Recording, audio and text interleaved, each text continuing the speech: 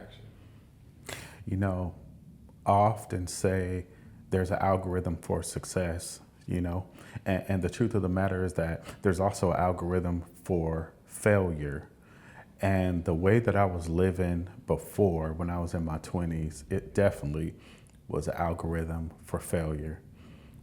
I drank a lot of alcohol, every single day, smoking a lot of weed, and then I might go try to get a job on the side. There was no plan to really lock in and make it. There was no plan to become wealthy. There was no plan for generational wealth. And so, being in those situations and being in that mind state, what ended up happening was I got exactly what I put out to the universe, which is nothing.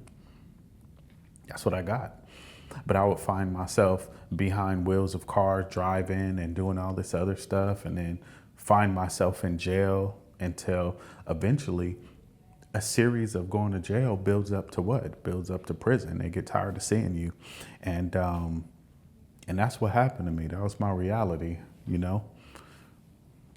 And it's funny because when I went to prison was back in the day when you had 1,000 dudes on a prison yard lifting weights, like in the movies, in the old school movies.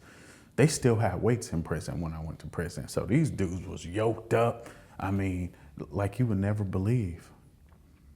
And I went into prison, but one thing about me is that you take away the alcohol, you take away the weed and all this stuff, and now you're in there and your mind state is focused. I locked in. I was working out, I was reading books, I was doing all of this stuff inside of the prison.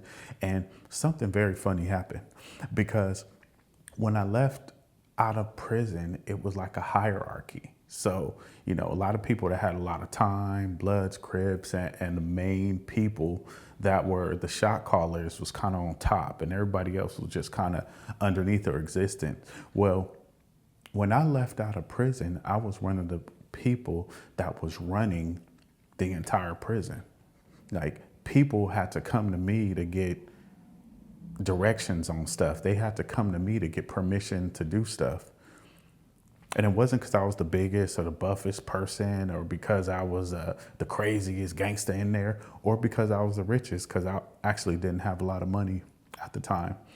The reason I came out was running the people that I was running them is because of my mind state. I knew how to operate. I knew how to maneuver. I knew how to, make stuff happen, get stuff in there. And see, again, it comes out to the mind state.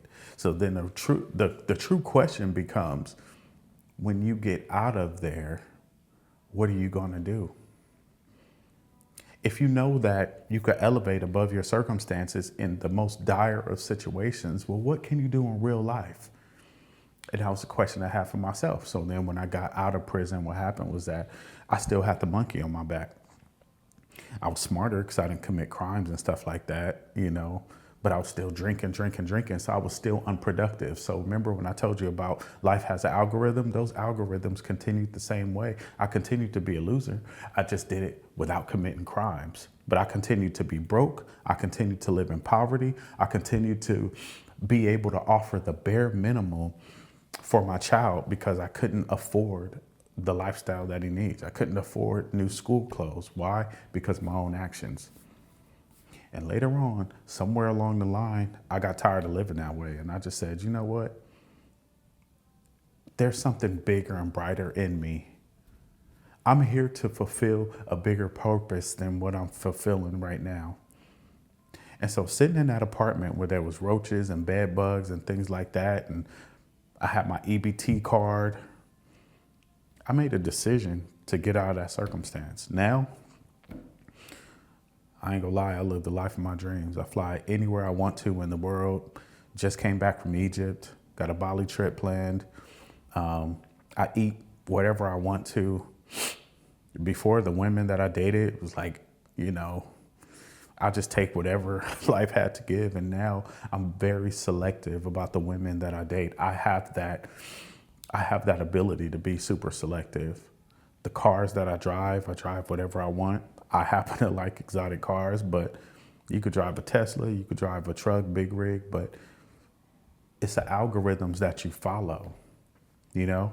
And the things that you do are just important as the things that you don't do.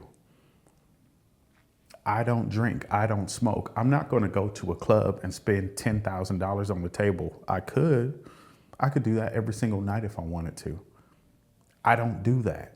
$10,000 for me is an investment. It has to be something that's going to be bringing back in residual income, or somebody that I believe in that has invested in me, that I'm investing in them.